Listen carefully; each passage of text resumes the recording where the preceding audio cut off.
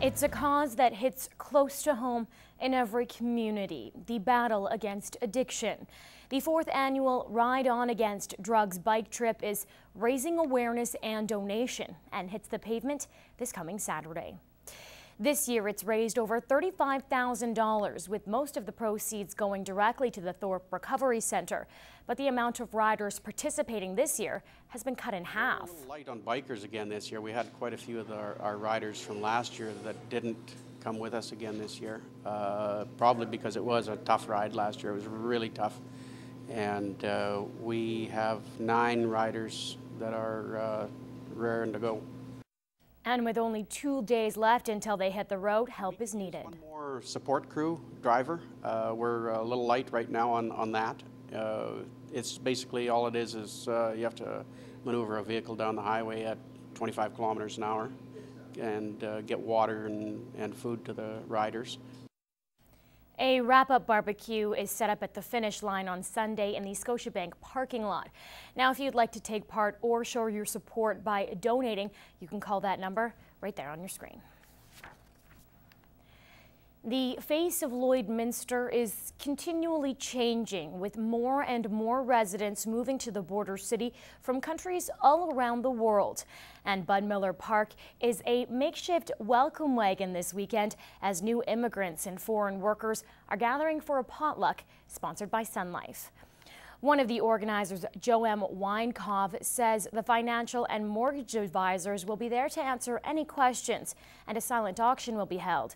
Mayor Mulligan is also expected to give a speech to the newcomers. We will use this event to raise funds for interval home, but because of what happened to the Philippines, where nearly 2 million people are affected by the flood, we decided that whatever funds we raise during this event half will be given back to the victims of the flood. There will also be a silent auction. Weinkov hopes the event will be a success, making newcomers feel welcome. Our team here in Sun Life will accept donations, financial donations, in behalf of the flood victim in the Philippines. The event will be held this Saturday at Bud Miller Park between 3 and 7 p.m. About 200 people are expected to attend. Life in Lloydminster is being captured by the sensational strokes of a paintbrush. In this week's Arts and Entertainment feature, Gerard Lampow introduces us to an artist bringing pictures of the border city to life. Those skies we're talking about, hey? She comes from a family of artists and has been painting all her life, but professionally for the last 13 years. Her work has been sold in Canada and the US and even as far away as Australia. I have an online site on Etsy, it's called, and I have a shop within that, and people from all over the world can shop, and it's handmade and vintage items. That people can find an artist from the Midwest among the thousands of artistic forms displayed on this site speaks volumes for her talent, which is inspired by life and nature, hence the reason clients contract her services. If I'm doing a commission or a mural, I love sitting and talking with them, and it's exciting to bounce the ideas off each other and to figure out what they want. The expansion in the Midwest has not escaped the artist, and there's one place that's fast becoming a center of artistic expression. I have some work down at the Root, and that is just have become a hub of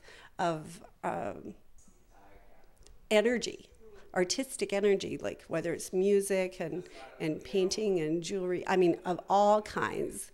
The artist remains the one telling the story of this growth. I did a large mural at the service center, the sports center, when it first opened. And it's a large scene of people skating outdoors, you know, like at Bud Miller Park. Gerard Lampow, Newcap News. Farmers are known for being hard workers, but have you ever wondered what they do in their spare time? Well, in this week's Agriculture Report, Peter Quinlan tells us what some Wainwright farmers are up to, helping serve their local communities. Flowers, quilts, Lego, and doilies aren't your typical farm equipment, but the Wainwright Agricultural Society is changing that image. Knitting and crocheting and cross stitch and just you name it, and I could kind of do it. I think that agriculture needs to be showcased, and this is one of the nice ways of showcasing it, and that the community can all be involved. Percy and Grace Tribe were involved in the annual bench show for over 20 years and say it's an opportunity to showcase all their other work being done on the farm year-round. Wintertime. Wintertime is when you do that, when we're not going to a hockey game. Yeah. The flowers and stuff are things I do in my spare time. The baking I do just the day prior to the fair. And this year participants are pleased to see a new generation joining them in their favorite pastimes. It's very nice to see the young kids participating. Young kids taking over. That's the ones who are going to be taking over, and that's the ones who should be now. So that's the way it works.